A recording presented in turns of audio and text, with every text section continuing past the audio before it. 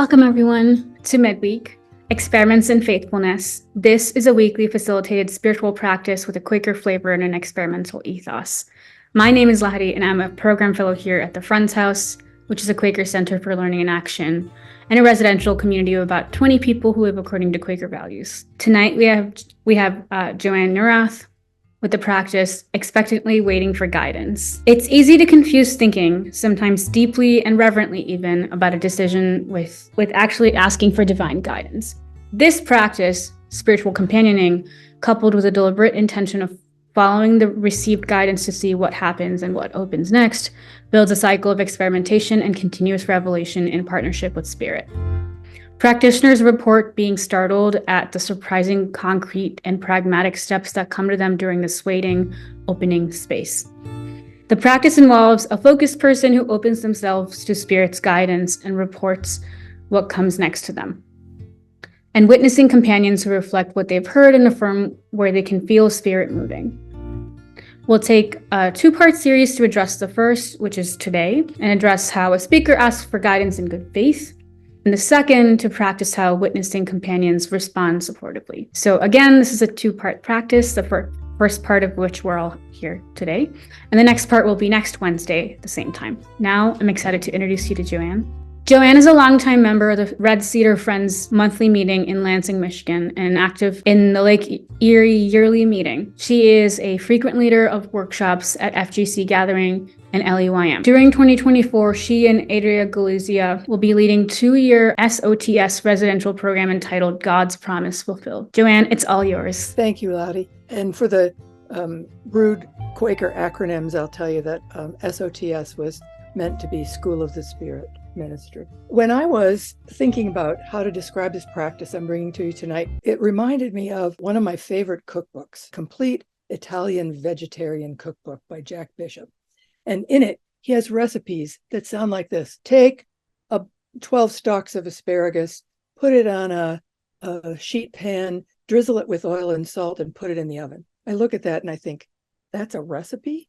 That's not a recipe. That's just cooking asparagus. It reminded me of this practice because there is a way in which the practice is so simple that you think that's a spiritual practice. That's just basic Quaker worship. But I am here to tell you about it because it's so simple that at times I've heard myself say, Joann, what did you think you were doing for 40 years when you were listening and expectant worship? Because this has changed everything. Why I'm bringing it is that when I was introduced to it about 3 years ago by Nadine Hoover in New York Yearly Meeting, I have really found it to have powerfully changed how I do worship. In fact, it's leaking out of these sessions into how I do worship with my community, sort of how I worship when I'm walking around the world. I think it's because there are two reasons why it's deepened and changed how I see this basic Quaker worship. One is that you do it, you're witnessed, and you're doing it in a setting where you've committed to taking the guidance seriously and experimenting with it and being accountable. You come expecting to be changed. And while that could be true for those 40 years I was sitting around in worship, I'm not sure it always was. The second thing that I noticed that is different, in fact, is that I think when I worshiped before, I was waiting, I was sitting in expectant worship. I was waiting for something more abstract, for some kind of insight or conceptual breakthrough or an illumination of some kind, something that I would realize and understand. And in this practice, what I have come to know is that I can also ask for and expect really concrete, specific things that are clear enough that you really know whether you've done them or not. And sometimes they're small. They might be call your sister, clean up the mess, the pile on your desk so you can tell where things are while you're sitting down to do the work you're undertaking. Or sometimes they're big, like volunteer to develop a course for the School of the Spirit. As Nadine Hoover said to us, they rarely come right-sized. If they were right-sized, you wouldn't need to ask for guidance, you'd just do them. But they're either seems like too big or too small. So what is it? most of the practice starts with not doing stuff, with letting go of stuff. You stop, you let go of your thoughts, you let the tension run out of your body, you center yourself, you be still in the presence. See what I mean about it sounding a lot like Quaker worship? You become willing. You ask for guidance in some way that works for you. Like, here's mine. Other people do it other ways. Mine is, what do I need to lay down or pick up in order to be completely faithful right now? And you let that question sit and you be with it. To my surprise, something concrete rises to the top of your mind. You take that in and you do your best to let your companions know what you're hearing, think you're being led to as your next step. You don't try to make them understand. You don't tell the long story, set the context, explain everything. You're not talking to them. You're doing your own work with spirit while they witness. So you just say, I think I'm being asked to do this. And here's what it feels like. And here's what holds me back. And you explore it a little bit. And then if you got enough time, oh, I forgot the beginning. I forgot to say, to start with this practice, you find one or two or three other people who'll do it with you. And you set a time to be together so that you each have an equal amount of time, like about 20 minutes. And then when it's your turn, you do everything I just said. And so if there's still time in your segment, you can say, okay, I think that's what I'm hearing. And you ask your companions for reflection. And they say back to you what they heard you say. This is surprisingly helpful because, kind of like giving a message in meeting, you don't always remember what you said. So it's good to refresh it. And besides, it's affirming to hear people have really heard you and witnessed you and know what you're going to try for your experiment with guidance. There is a second kind of feedback that you can ask for from your companions. We aren't going to practice the companions' skills tonight. We're going to do that next week.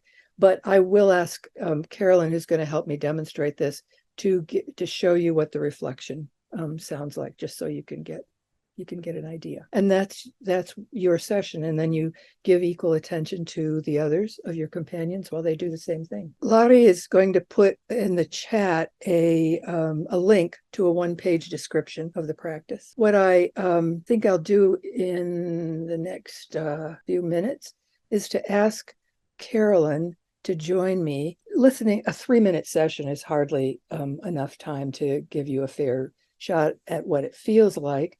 But we think it might be useful just to show you and see if you've got questions about it. And then we'll have enough time to put you in breakout rooms and let you try this. So I'm going to set my timer, which we do when we're doing this. And it will give me 3 minutes.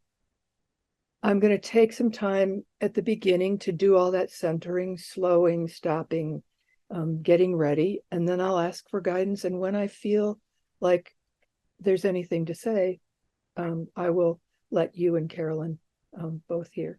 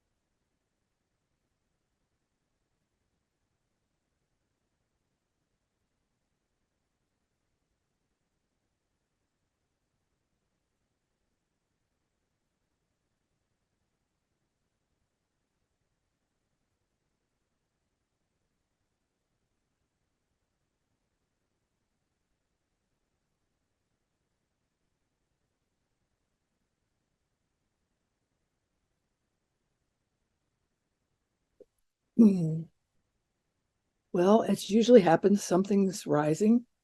And because you companion with me often you will know this isn't completely new.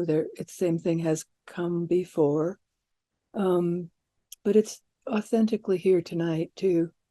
I'm hearing that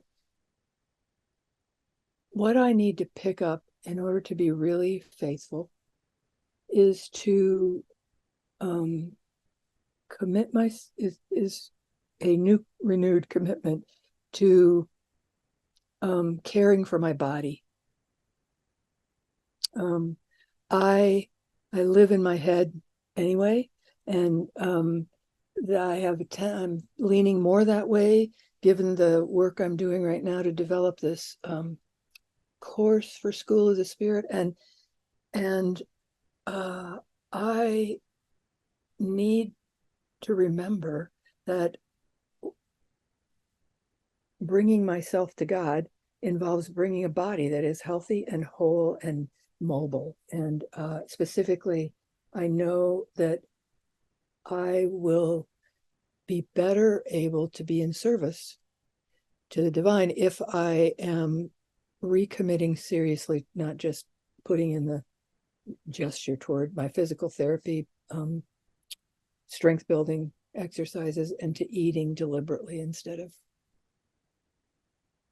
yuckily. And it leaves me feeling both like, oh man, again, I had to be reminded of that again, but also, don't know if you can hear that, but that's my time.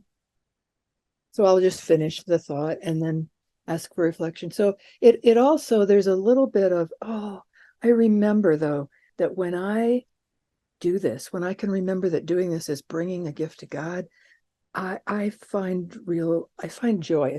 It's a leaning toward instead of a lashing myself into some. It's remembering that this is what I really want. So I hear that. So I would welcome reflection, by which Carolyn's going to tell me what she heard.